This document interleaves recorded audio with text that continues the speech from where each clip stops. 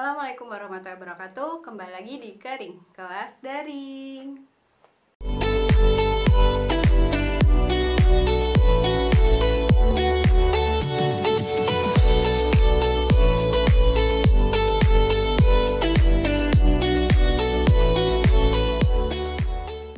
Halo anak-anak, bagaimana kabar kalian? Semoga kalian semua dalam keadaan sehat walafiat ya. Jadi bisa mengikuti kegiatan pembelajaran hari ini dengan penuh semangat. Nah, pada kegiatan sebelumnya kita kan sudah mengenal tuh teks deskripsi, kemudian kita juga sudah mengenal struktur dari teks deskripsi, ciri kebahasan dari teks deskripsi. Nah, pada pertemuan ketiga ini masih di teks deskripsi, Ibu akan mengajak kalian menyusun sebuah teks deskripsi. Nah, bagaimana sih cara menyusun teks deskripsi? Ibu punya tipsnya nih. Jadi tahapan-tahapan ini yang harus kalian lakukan dalam menyusun sebuah teks deskripsi. Yang pertama, kalian harus memilih topik. Jadi topik apa sih yang akan kalian buat? Nah, nanti Ibu akan menyiapkan topik-topik atau kalian juga bisa menggunakan topik yang kalian ketahui. Kemudian setelah memilih topik, selanjutnya kalian harus mengadakan pengamatan terhadap objek. Pengamatan terhadap objek ini bisa dilakukan secara daring ataupun secara langsung. Namun karena situasinya masih pandemi, Ibu sarankan nanti untuk pengadaan pengamatan terhadap objek ini bisa kalian lakukan dengan pengambilan data atau pengamatan melalui YouTube atau melalui pencarian Google atau lain sebagainya, gitu ya. Selanjutnya, mengumpulkan data berupa angka, grafik, gambar, ataupun statistik sebagai penggambaran ilustrasi pada teks. Nah, ini juga bisa kalian lakukan secara daring. Jadi nanti kalian bisa mencari data-data itu melalui internet. Jadi objek kalian itu tadi apa? Kalian cari nanti di internet data-datanya untuk mendukung teks kalian, gitu. Selanjutnya, menetapkan pola pengembangan paragraf. Untuk pola pengembangan paragraf, nanti Ibu akan memberikan strukturnya. Jadi berdasarkan tiga struktur teks deskripsi yang telah kita pelajari, itu nanti kita buat acuan untuk pengembangan dari paragraf. Atau misalnya, kan ada 3 struktur nih. Nah, dari 3 struktur itu, masing-masing struktur kalian buat satu paragraf. Seperti itu, nanti akan Ibu berikan contohnya. Nah, selanjutnya menyusun kerangka paragraf.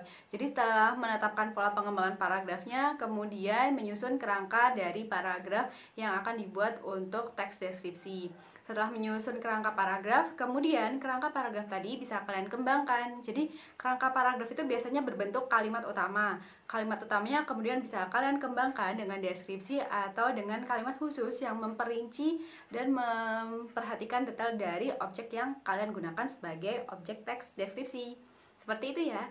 Itu merupakan langkah-langkah menyusun atau membuat sebuah teks deskripsi. Selanjutnya, Ibu akan menjelaskan nih untuk pembuatan atau penyusunan teks deskripsi itu kan ada 3 struktur. Nah, dari 3 struktur ini nantinya kalian bisa membuat masing-masing struktur satu paragraf saja. Nah, misalnya pada struktur identifikasi, ini biasanya itu yang dijelaskan tentang nama objeknya, kemudian lokasi gambaran umum topik atau objeknya itu seperti apa, itu biasanya dijelaskan di struktur identifikasi. Nah, nanti untuk pengembangan atau pembuatan paragraf untuk identifikasi, kalian bisa menggunakan paragraf ini dengan menyusun 10 kalimat. Jadi ada 10 kalimat penyusun dari paragraf identifikasi. Kemudian untuk deskripsi bagian, struktur deskripsi bagian ini nanti bisa kalian susun dengan 10 kalimat. Deskripsi bagian ini biasanya isinya itu tentang perincian bahan. Jadi perincian bahan itu perincian dari objeknya itu seperti apa, objeknya itu detailnya seperti apa, warnanya seperti apa. Rinciannya itu dideskripsikan kemudian menjadi struktur bagian atau bisa nanti di paragraf kedua.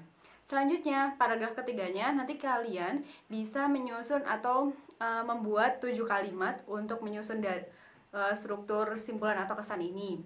Nah, simpulan atau kesan ini isinya itu tentang pendapat kalian terhadap objek. Misalnya, oh objek ini itu indah, objek ini itu mempesona dan lain sebagainya. Seperti itu.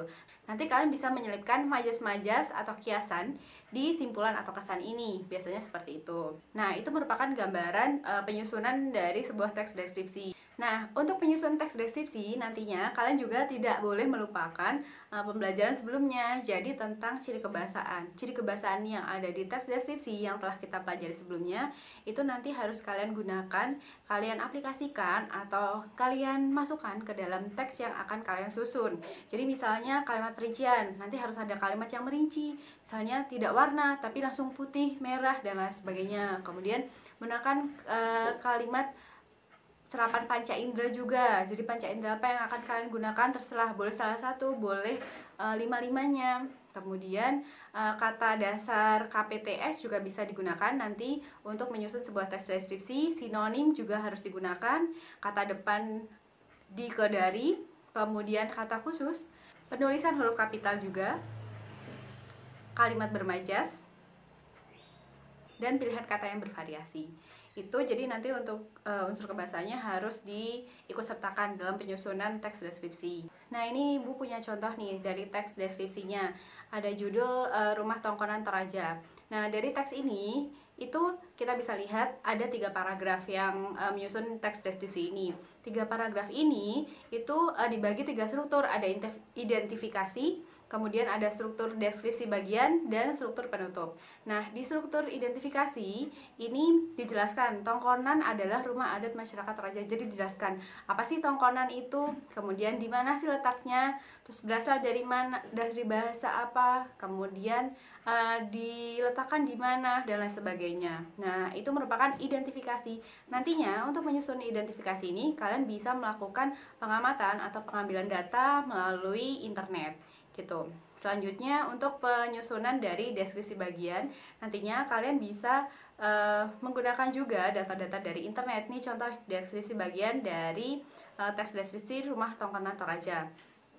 Rumah adat yang satu ini terbuat dari kayu yang bagus dan hias dengan, nah ini kan dijelaskan nih secara detail bagaimana sih rumah tongkonan itu tadi. Nah, penjelasan perincian atau penjelasan terperinci secara detail objek dari yang akan digunakan untuk teks deskripsi ini merupakan bagian dari deskripsi bagian. Jadi nanti untuk contohnya penggunaan atau penyusunan kalimat untuk struktur deskripsi bagian itu seperti ini. Itu paragraf kedua. Selanjutnya paragraf ketiga itu penutup. Nah, ini hanya sedikit ya, ini Ibu berikan kutipannya. Sungguh kaya warisan budaya Indonesia, kita bangga memiliki warisan budaya. Nah, ini kan cuma sedikit kan. Nah, ini merupakan contoh dari penutup. Penutup ini isinya biasanya kesan secara umum atau opini dari penulis terhadap objek yang dideskripsikan, seperti itu. Jadi nanti kalian bisa mendeskripsikannya menggunakan kalimat-kalimat minimal 7 kalimat kayak gitu. Nah, sekarang Ibu akan memberikan gambaran topik. Nanti topik ini bisa kalian gunakan, bisa juga kalian menggunakan topik-topik yang lainnya. Topik untuk menyusun teks deskripsi itu tidak harus topik yang Ibu berikan ini. Nantinya kalian juga boleh pakai topik. Misalnya di daerah kalian itu ada kesenian daerah kan, kalau misalnya ini akan ada kesenian daerah Cap Gomeh, kemudian alat musik sasando yang sebelumnya kalian tidak pernah mengetahui. Nah, kalau misalnya kamu atau di daerah kamu ada alat musik atau ada kesenian daerah yang pernah kalian lihat atau pernah kalian mainkan, boleh kalian deskripsikan. Jadi, untuk objek deskripsinya itu tidak harus yang Ibu berikan ini. Jadi nanti bisa menggunakan objek deskripsi yang pernah kalian temui. Nah, ini ada beberapa topik seperti sekolah kebanggaanku, kemudian sekolah baruku, keelokan Gunung Semeru, Borobudur di waktu pagi Merkah, Danau Tes, danau terbesar di Bengkulu, Museum Fathahilah yang penuh sejarah, Museum Tsunami Aceh, Sumatera Barat nan elok, Cap Gomeh di Kota Seribu Vihara, Sasando, alat musik kekayaan negeriku. Nah, ini merupakan contoh-contoh topik dari teks deskripsi. Nah, kalian bisa melakukan penyusunan teks deskripsi dengan penentuan topik terlebih dahulu. Nantinya topik-topik yang kalian gunakan bisa kalian konsultasikan, bisa di-share di grup WhatsApp terlebih dahulu ya. Nanti kita akan melakukan diskusi melalui grup WhatsApp. Seperti itu. Jadi, untuk topiknya boleh yang tidak ini, atau lebih baik topik yang kalian gunakan untuk menyusun teks deskripsi itu topik yang pernah kalian temui. Misalnya tempat wisata. Kalau tempat wisata yang pernah kalian kunjungi. Kalau misalnya tempat budaya atau tempat bersejarah yang pernah kalian kunjungi, misalnya Candi Songgoriti atau boleh Candi Borobudur kalau misalnya kalian pernah ke sana, atau misalnya Candi Tikus yang ada di Malang, atau misalnya Selekta juga boleh, atau kalau misalnya tempat pariwisata ya, boleh menggunakan tempat pariwisata yang ada di Kota Batu, misalnya Jatim Park atau Coban Rondo dan lain sebagainya, seperti itu. Kalau misalnya kesenian daerah juga bisa menggunakan kesenian daerah yang pernah kalian tonton, misalnya wayang atau bantengan yang menjadi ciri khas Kota Batu dan lain sebagainya. Atau kalian juga bisa mendeskripsikan piranti-piranti atau alat-alat yang digunakan dalam kesenian daerah itu.